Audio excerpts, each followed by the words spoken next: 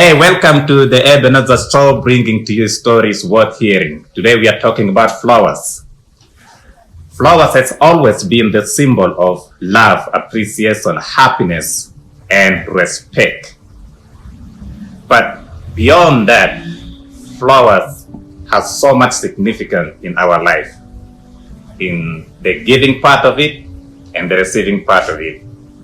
And I'm happy today to introduce the owner of the first fresh flower shop in Juba, if not the Republic of South Sudan.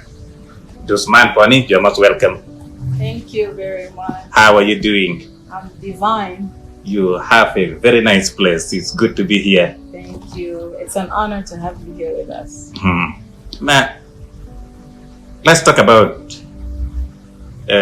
this flower. And before I ask you anything else, it looks so much beautiful. What could be the importance of the flower?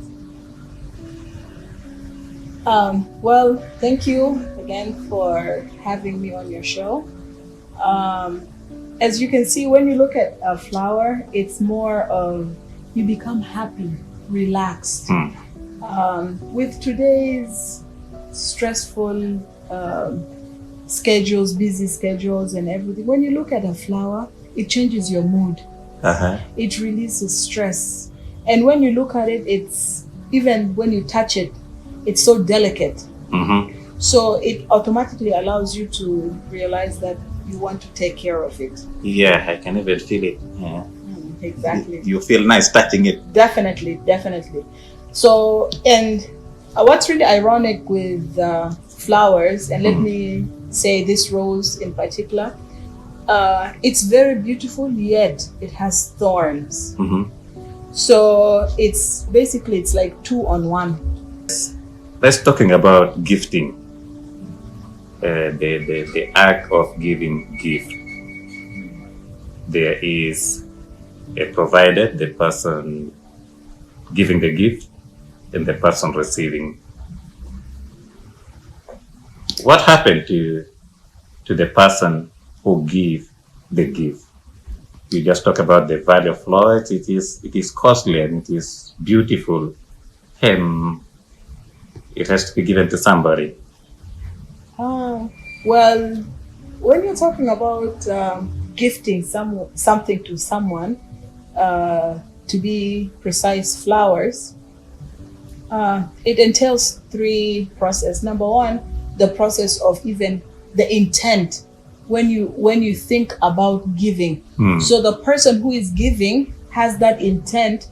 That means they are thinking about gifting this gift to whether it's their loved one, whether it's for appreciation, whether it's for respect. They are thinking about that person. So when you're gifting the flower, it's the intent, it's the thought that counts. That, oh, there is this so and so, I want to give them this flower. Because if you give money, that person can go and buy something with the money and it's over. But when you give someone just a single rose like this, for example, every single time they look at a rose, they'll think about you.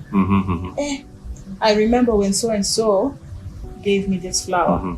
It could be your soulmate, it could be your mother, it could be your daughter, and it will stay, some people actually have made it a tradition that when they are having like family dinners, they have flowers at the table because it accentuates the setup of the table. And then you're looking at the flower, automatically you have this stress-free hormone that triggers in the mind that makes you feel happy. And if I give this gift to somebody, to a receiver, from your experience or from general perspective, what happened to the receiver? There is this dopamine, which is the happy hormone that is released, and that is automatic. It's like that when you love someone and that love is reciprocated. you feel happy. You will see that the mood of that person changes. Instead of always being angry, upset, they become happy and their face will light up. Automatically, you'll see. So that is what happens when you give someone a flower or a rose. Yes. So let's put this in a scenario. If you have somebody sick in the hospital, you can decide to go and visit that person and give him or her 100,000 SSP, and then you leave. Or you can decide to go with a flower. You give the flower, and then you give some 50,000 SSP. Where is much more value found? Of course, when you give someone the flower, because it has been proven the gift of gifting is within itself process of healing. When you visit someone at the hospital and you give them the flower, it's showing them that you want them to recover quickly, as opposed to just giving the money. It will seem as if you are a burden, not just as someone that you want them to feel well, because once you leave, that person is going to be looking at the flower and automatically think about you. This person has thought about me enough to bring these flowers for me. So when you wake up in the morning and you see the flower bloom, automatically you will also feel the same way. You'll also want to try better, because you'll be like, so and so brought flowers for me to make me feel better, so I'm going to continue taking my treatment. And that treatment, there is this placebo effect that comes into play, whereby when you take something, when someone tells you, if you take this juice, or if you eat this fruit, you will feel better. So the flower plays that role, and it helps you in the process of healing. And that is the ultimate goal when someone comes and gives you flower, for them to see you recovering, improving health-wise. Flowers also make birthday surprises more fascinating. I've never seen a birthday celebration, however small it is, without flowers being involved. What do you say about that? In fact, not just birthdays, weddings, funerals, even welcoming home. And again, as you've put it from the beginning, that flowers are, let me say, a universal language of love. Even when you lose someone, you still want them to depart in a way that they seem respected. Luxury Gift and Decor is the first fresh flower shop in Juba. There are flowers and there are flower shops, but for you to find the fresh one, this is the first one. And I would like to ask you to talk to us about how you started this business of a fresh flower shop. Well, this is ironic. Before you do anything in life, you have to ask for blessings from above. I was spending time with my children, and I prayed over it, and it just came to me. Sometimes we're asking for God to come and speak with us personally, but there are some subliminal messages that God sends. And from there, I started to realize that I have some experience in some flower work, and I went ahead and I upgraded and did some trainings. And then I prayed over it some more. I came, I'm like, I'm willing to take the risk. When was that? This was 3 months ago. 3 months ago? Yes. This year? This year. 3 months ago precisely. And when I had started this, I didn't think that, there were no fresh flower shops in Juba. I did it because I wanted our identity as South Sudanese to be more exposed. A lot of people would say that they have seen flowers on TV, fresh flowers on TV. They have seen with other people, but they have not seen it here in Juba. For me, this is probably the first time for me to come into physical contact with this love flower. You see what I mean? This is exactly. So when I started this, I wanted people to see South Sudan from a different angle. I wanted to put South Sudan in the global center stage, whereby people will come and say, we have everything in South Sudan. After I've realized that this is the first fresh flower shop, I want to bring Dubai, I want to bring Nairobi, I want to bring America to Juba. For me, it's more of passion than profit. Yes. I have seen some of the designs that you have here, and in some designs, money notes is involved, and in some designs, some other things are involved. Would you mind tell us some of the types and designs of the flowers that you design? Of course. And one that people find really fascinating. Yes. So we have made, and the money with flower, it's called money hampers. And we use money, whether it's any notes, whether it's South Sudanese pounds or US dollars, and we use different designs to decorate a money hamper that can be given as a gift. So you're not just giving the money note like, oh, here it is. No, it's done beautifully, because again, the purpose of gifting flower alone is to make someone happy. Not just the regular happiness, but it takes you to a different level, releases stress. So for you to reach to that level of happiness, money must be involved.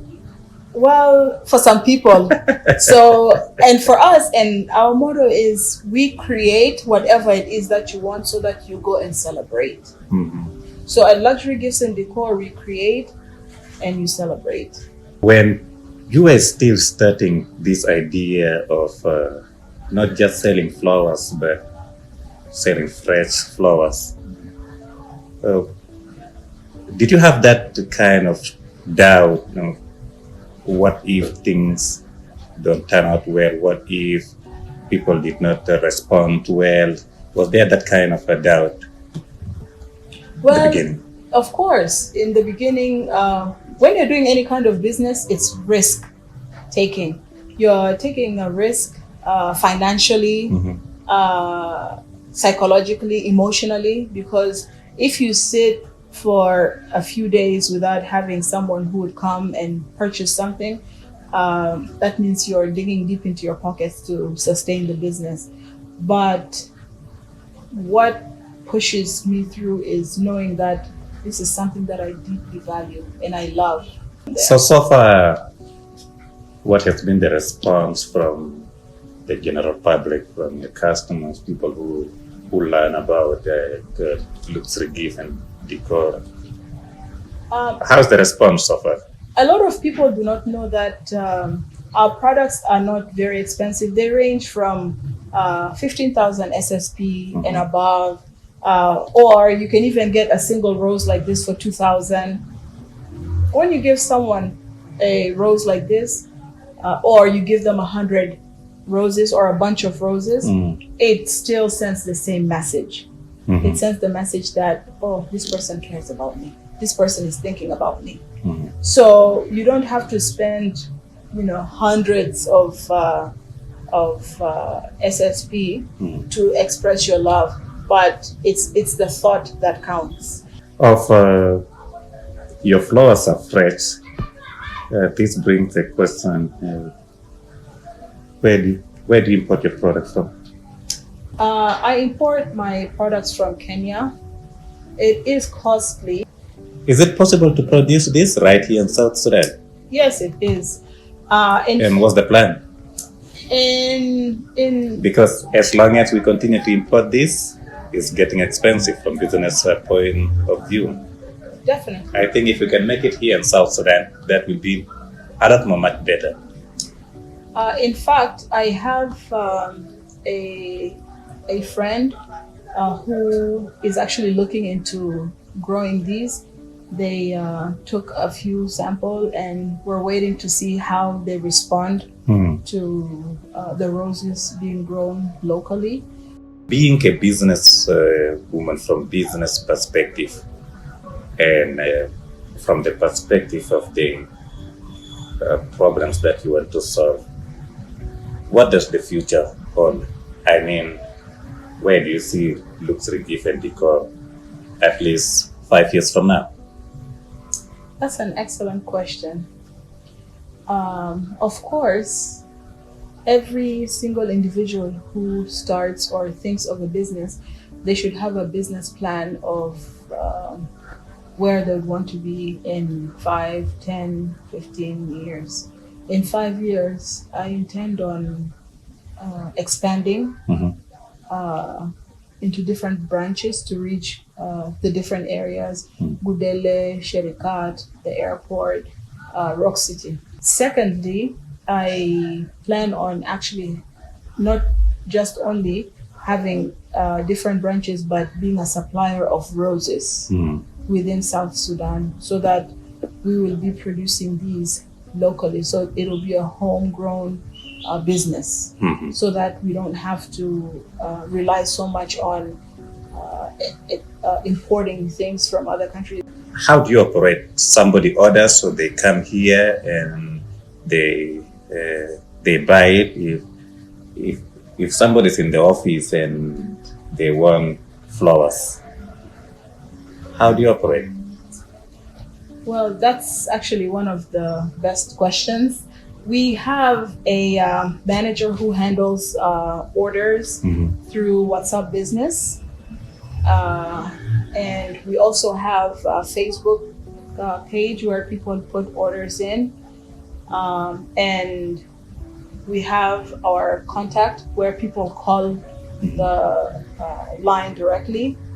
Last but not least, we have our customers who come in person, as you have witnessed earlier. That's great. Yes. So we and not only that, we have now international customers who make orders also all the way from abroad, and we deliver. So these are all methods of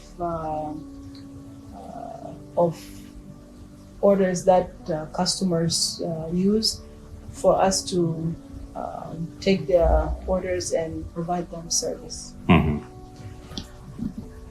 It is our responsibility to change our narrative and invest in happiness, in love, in respect, and in appreciation. Don't make things boring. It doesn't cost much to put a smile on somebody's face. Get them flowers, not an artificial flowers. It brings much more happiness when you give a fresh flower to a graduate than an artificial one. And you don't have to travel outside Juba to find a fresh flower. You can find it right here in Luxury Gift and Decor. Thank you so much, Dusuman Poni, for joining us. Thank you very much. And may God bless you. Likewise. See you.